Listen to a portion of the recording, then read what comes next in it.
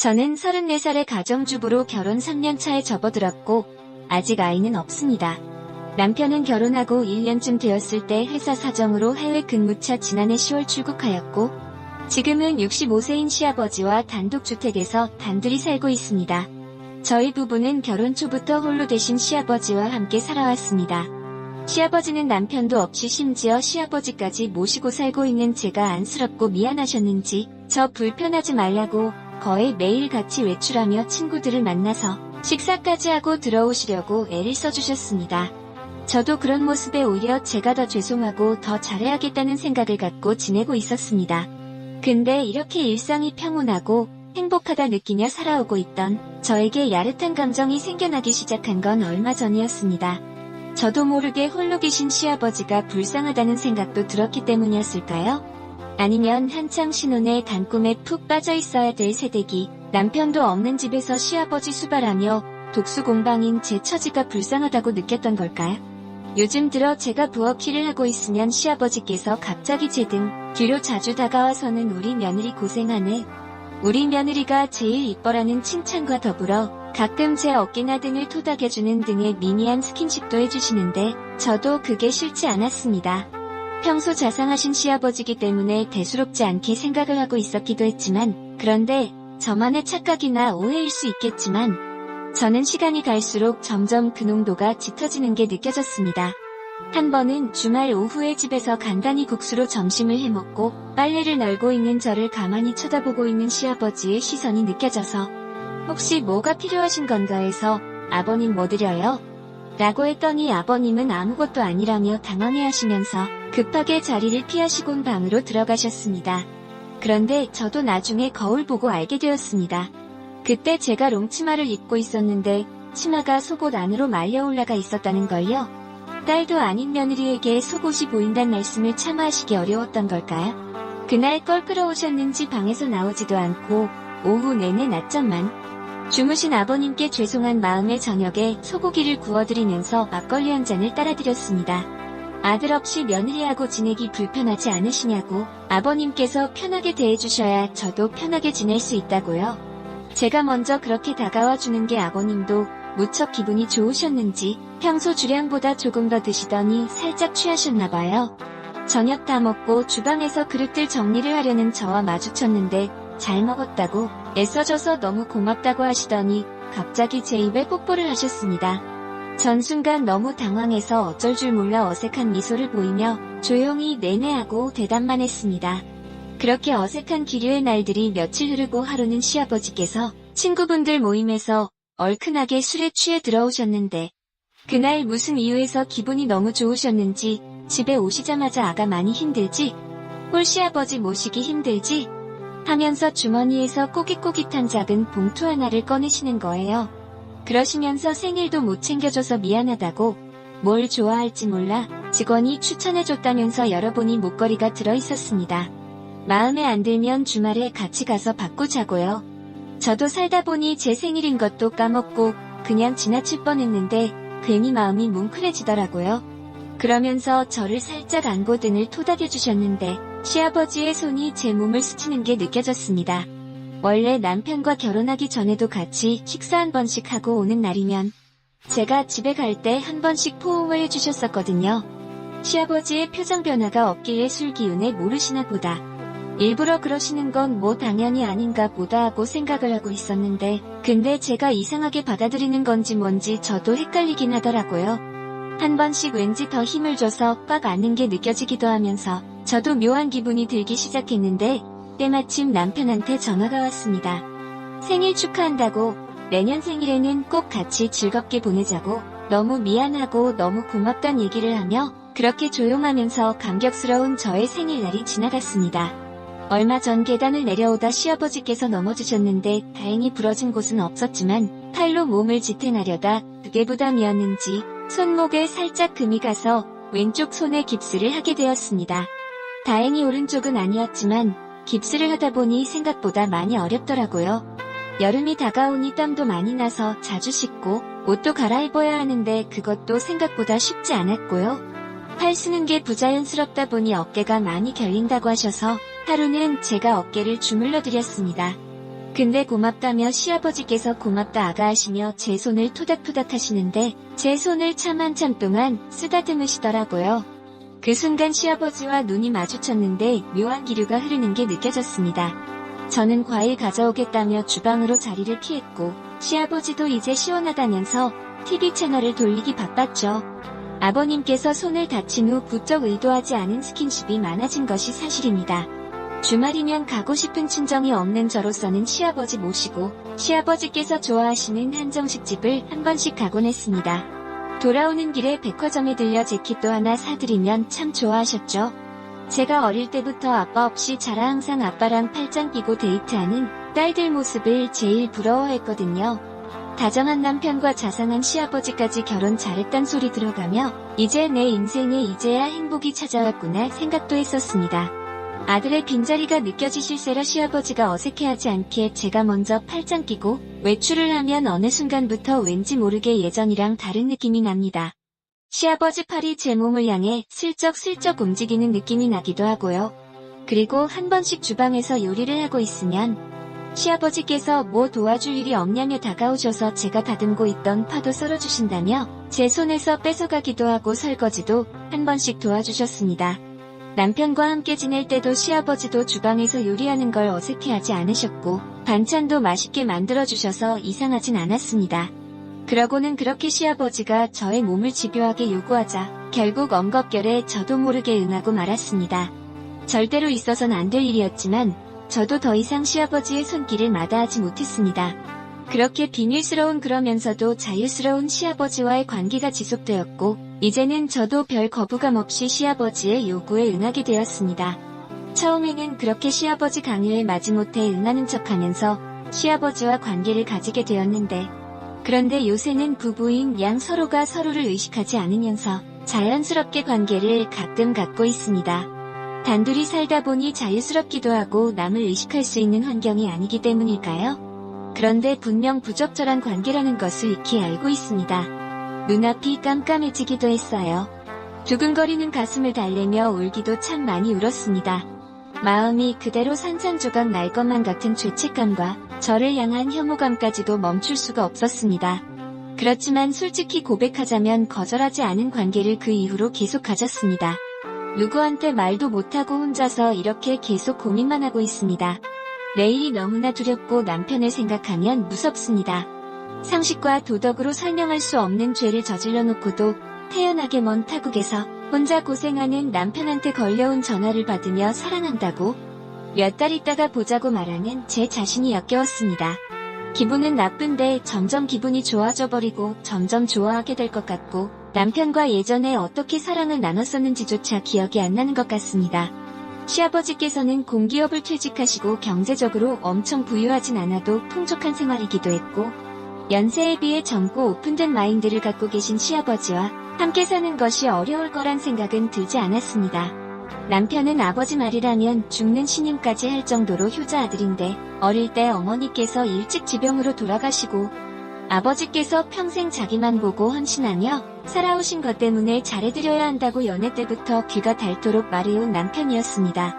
어린 시절 대부분을 친할머니와 보낸 저는 가족에게서 느낄 친근한 감정이나 애틋한 마음, 유대감 없이 불우한 유년 시절을 보냈습니다. 어머니와의 기억을 떠올려보려 해도 별로 없고 오로지 할머니와 지냈던 기억뿐입니다. 할머니께서 맛있는 음식을 해주시거나 과자 사 먹으라고 용돈 주셨던 기억이 유년 시절 행복했던 저의 기억의 전부입니다. 지금 돌이켜보니 부모님은 제가 3살 때쯤부터 사이가 좋지 않았던 것 같아요. 그때 이후 부모님에 대한 기억이 거의 없는데 그렇게 부모님의 사랑을 모르고 살아와서 항상 인자하시고 모든 면에서 여유롭고 이해심 많은 시아버지를 처음 뵌 날부터 좋았고 연애할 때부터 아버지처럼 잘 따랐기 때문에 거부감은 없었던 것이 사실입니다. 남편의 해외 파견 업무 결정이 났을 때 저도 남편을 따라 함께 가려 했지만 1년 안에 들어올 수도 있다 하여 그냥 남편만 보내게 되었습니다. 또 남편은 시아버지만 혼자 두고 저희 둘 다 해외까지 나가 지내는 것도 불안해하기도 했고요. 저도 시아버지와 단둘이 지내는 게 아주 부담이 아닐 순 없었지만 그래도 한 1년 정도라고 했으니까 그냥 잘 견뎌보리라 다짐했었죠. 평범하기 그지없는 제 인생에 이런 영화같이 말 안 되는 일이 생길 줄은 꿈에도 상상조차 하지 못했었습니다.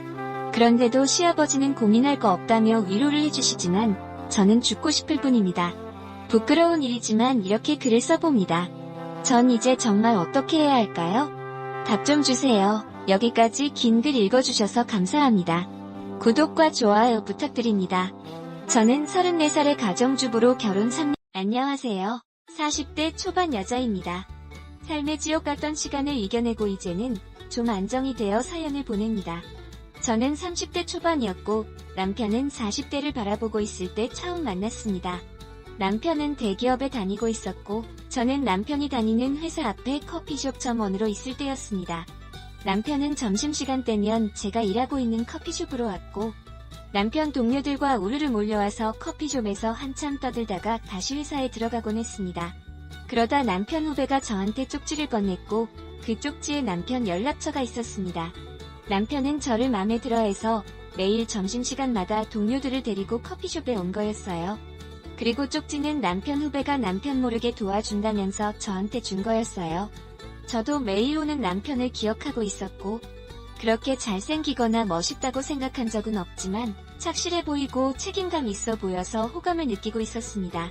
남편 후배가 직속 선배인데 정말 괜찮은 사람이에요.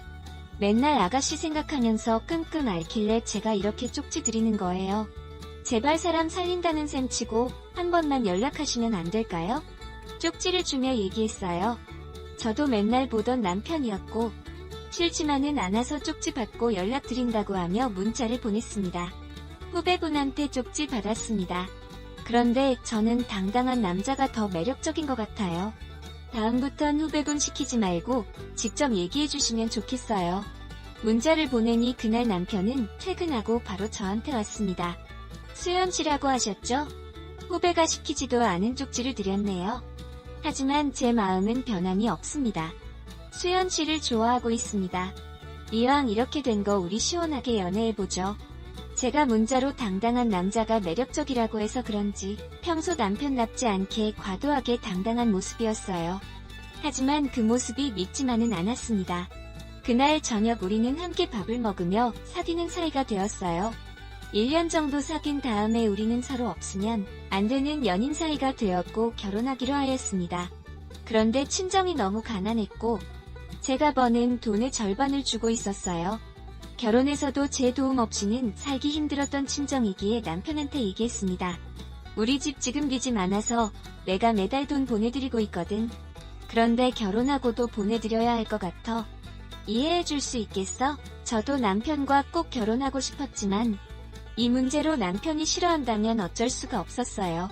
평소에 집안 얘기는 서로 잘 안 했습니다. 그러다 진짜 결혼하려고 하니 서로의 마음보다 서로의 집안 문제가 걱정이 되더라고요.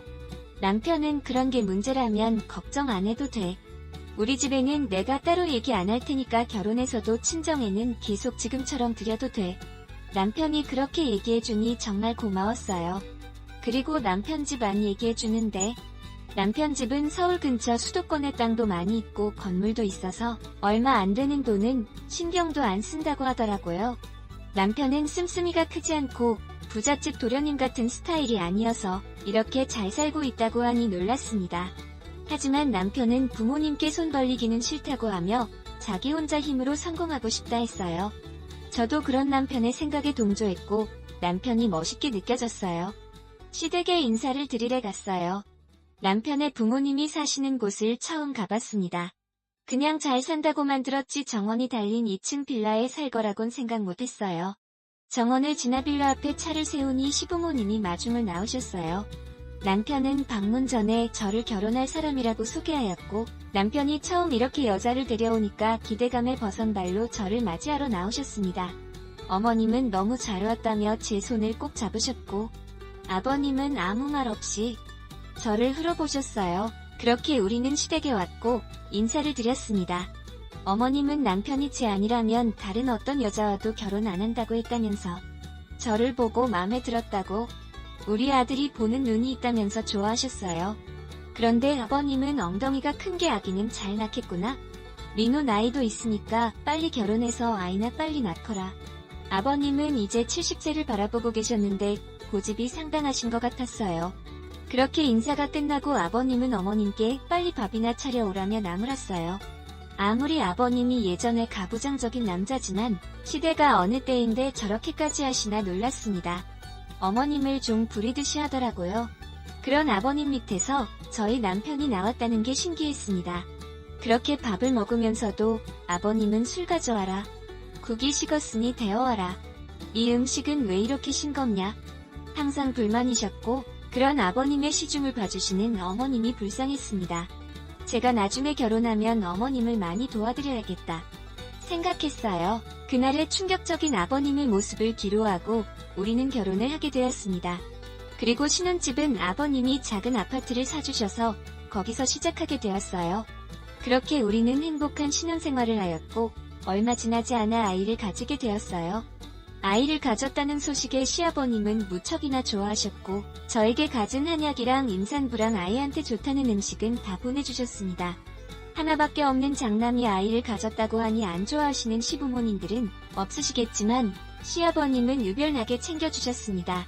그렇게 아이를 가지고 5개월쯤 되었을 때 남편은 해외 출장이 잡혔다며 저에게 시댁에 잠깐 가 있으면 안 되겠냐고 했어요.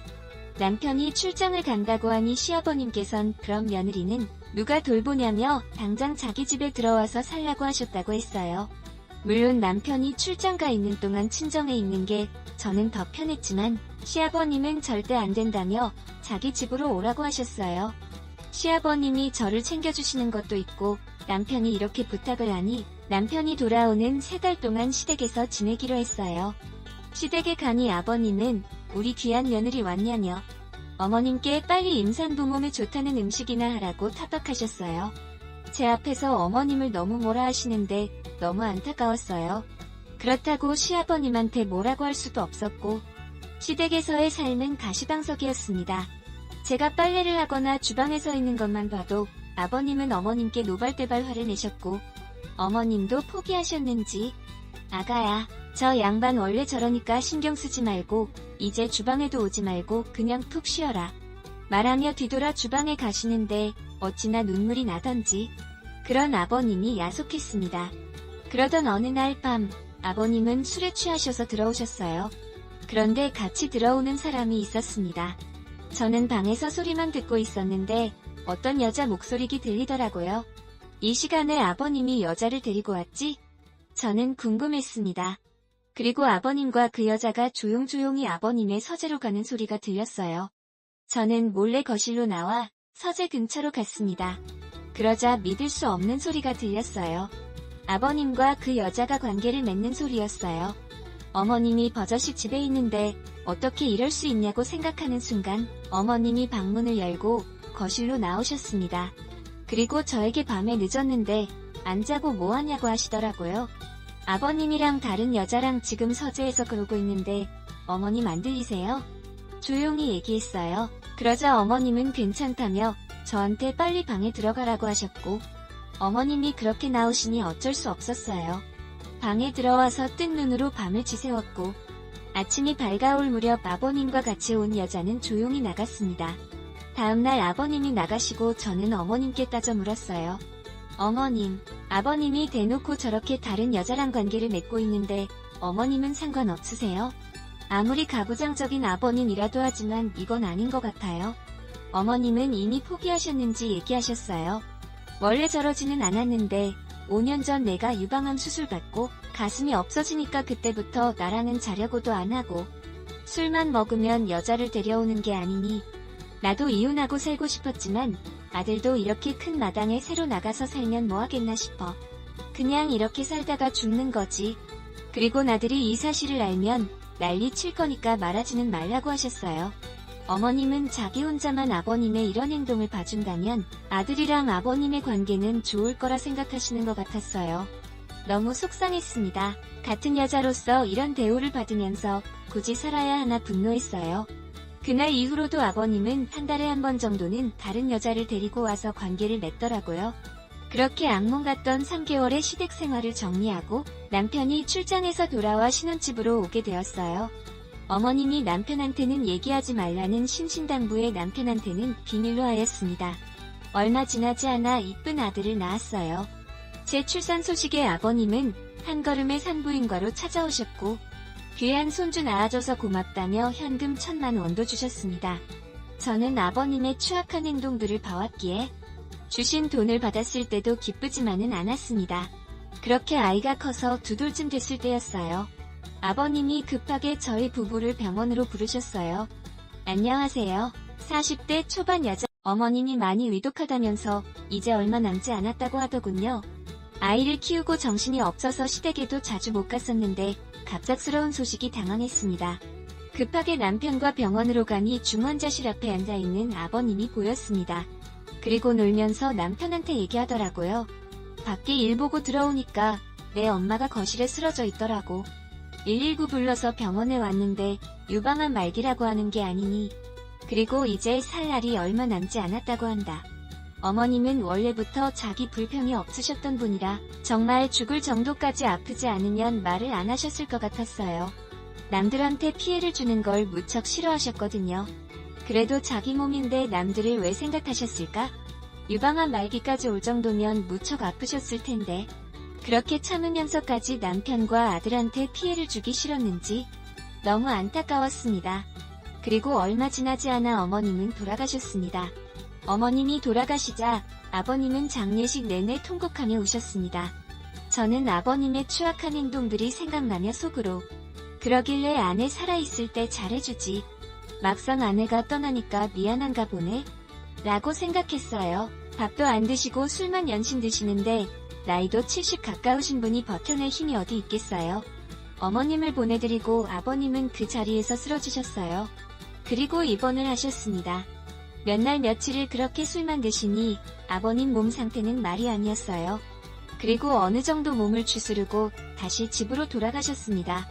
남편은 그런 아버님이 걱정된다면서 당분간 시댁에서 같이 살기로 했어요. 시댁에서 남편 회사는 2시간 거리 정도 되었는데 남편은 행여나 아버님이 다른 생각을 하실까 걱정이 된다며 같이 살게 되었어요. 워낙 손주를 좋아하셔서 손주와 같이 지내다 보면 어머님을 잊으시지 않을까도 생각했습니다. 하지만 우리의 노력에도 예전의 아버님 모습은 없었습니다. 그저 어머님께 미안하다면서 매일 술을 달고 사셨습니다. 아버님도 연세가 적지 않으셔서 이러다 돌아가시면 어쩌나 하며 남편은 걱정을 많이 하더라고요. 그렇게 시댁에서 지내고 있는데 남편의 출장 소식을 들었습니다. 이번에 출장을 가면 1년은 있어야 해서 남편은 안 간다고 회사에 얘기했는데 남편 말고 다른 대체자가 없다고 하였고 이번 출장을 잘 마치면 임원까지 될 수도 있다고 하니 안 갈 수가 없게 되었어요. 남편은 저에게 내가 없는 동안 당신이 아버지 좀 지켜봐줘. 어머님 돌아가시고 아버지 보고 있으면 너무 가슴이 아프거든. 이번 출장만 다녀오면 우리 따로 살 거니까 그때까지만 참고 지내자. 어머님께 막대했던 아버님이라 싫어했지만 남편의 부탁을 들어주기로 했어요. 지금의 아버님은 예전에 강했던 모습은 전혀 없었거든요. 그리고 자신의 잘못을 뉘우치고 어머님을 그리워했기에 저도 별 문제는 없을 거라 생각했어요. 그렇게 우리만 남겨두고 남편은 출장을 떠났습니다. 저는 아버님이 예전의 활기찬 모습을 찾을 수 있도록 노력했어요. 아버님 좋아하시던 음식 위주로 밥을 차려드렸고 아들과 함께 아버님하고 산책도 하였어요. 그렇게 6달이 지났을까요? 저희와 생활이 익숙해지셨는지 점점 밝아지셨어요. 어느새 어머님을 잃은 슬픈 모습은 사라지셨고 외부 사람들과도 다시 만나기도 했습니다. 아버님은 저와 아들한테 정말 고맙다며 너희들 덕분에 다시 새롭게 시작하고 싶어졌다고 했어요. 하지만 너무 새롭게 시작하셨는지 술을 먹고 여자를 데리고 오시기 시작했어요. 이제는 어머님도 안 계시고 홀몸이니까 아무 상관이 없지만 보통 데리고 오는 여자들은 사랑해서 만나는 여자들이 아니고 업소에서 만나는 여자들이었어요. 아버님이 돈이 없는 것도 아니고 기력도 찾았겠다. 새롭게 시작하는 게 다시 많은 여자를 만나는 거였어요. 하루가 멀다고 여자를 데리고 오는데 아이도 어느 정도 컸겠다. 아이 교육상 안 좋아 보였습니다. 남편이 오기 2달 남았을 때 아버님께 아이를 친정에 보내겠다고 했어요. 손주를 끔찍이 아끼는 아버님이라서 보내지 말라고 하실 줄 알았는데 웬일인지 보내라고 하더군요. 그리곤 저는 가면 안 된다고 하더라고요. 자기 혼자 이 집에 있으면 너무 힘들 것 같다면서 아들 출장 다녀올 때까지는 같이 있어 달라고 했습니다. 저 또한 남편이 얘기한 것도 있고 아버님을 혼자 내버려 두고 가려는 생각은 없었지만 아버님이 이렇게까지 잡으시니 불쌍하기도 했습니다. 그렇게 아이를 친정에 보내고 시댁으로 돌아왔습니다. 그런데 내 방에서 인기척이 들리더라고요. 방문을 여니 아버님이 있었습니다. 아버님은 짐짓 놀라며 벌써 왔냐라고 하셨어요. 제 방에는 어쩐 일이세요? 뭐 필요하신 거 있으세요? 아버님은 별건 아니고 며느리 이제 혼자 지내야 하는데 부족한 건 없나 해서 한번 들어와 봤다. 배고프구나. 밥이나 먹자. 제가 밥을 차리는 동안 아버님은 술을 사오셨습니다. 그리고 어색한 둘만의 식사가 시작되었어요. 저는 어색한 자리가 될 것 같아 밥을 안 먹겠다고 했는데 아버님은 외롭다며 같이 밥을 먹자고 했습니다. 아버님은 술을 드시면서 자기 때문에 어머님이 그렇게 됐다며 한탄하셨습니다. 저는 며칠 전까지만 해도 업소 아가씨들 데리고 오면서 어머님은 다 잊은 듯한 아버님이었는데 갑자기 이렇게 저한테 어머님 얘기를 하니 어이가 없었어요. 정말 알다가도 모를 아버님이라 생각했습니다. 그렇게 아버님과 밥을 먹고 저는 방에 들어와 잠을 청하였습니다. 그리고 얼마 지났을까요?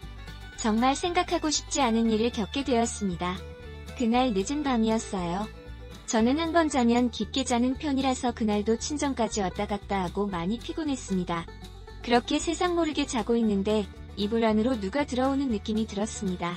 그리고 이불을 들치니 아버님이 계시는 겁니다. 아버님 지금 여기서 뭐 하시는 거냐고 소리쳤습니다. 하지만 저랑 밥 먹을 때 이후 술을 더 드셨는지 아버님의 눈빛은 이성을 잃었습니다. 아가야, 너무 외로워서 도저히 안 되겠다. 오늘만 나를 남자로 생각해주면 안 되겠니? 저는 이불을 제 쪽으로 끌어당기며 경찰에 신고하겠다고 했어요. 그러자 아버님은 저를 밀치고 말이 안 통한다며 저를 때렸습니다. 70다 드신 노인이 왜 이렇게 힘이 좋으신지 저항할 수가 없었습니다. 그렇게 저는 아버님에게 제 몸을 맡기게 되었습니다. 아버님은 관계가 끝나고 얘기했어요. 아까 너 없을 때 이 방에 CCTV 설치했으니까 행여나 딴 마음 먹지 말아라. 아들이 2달 뒤에 온다니까 그때까지만 나랑 같이 살면 내가 오늘 찍힌 영상은 아들한테 비밀로 하마. 저는 하늘이 무너지는 줄 알았습니다. 내일 당장 경찰에 신고해서 아버님이고 뭐고 다 정리하려고 했는데 영상을 찍었다고 하니 소름이 돋았습니다. 많은 생각을 했습니다.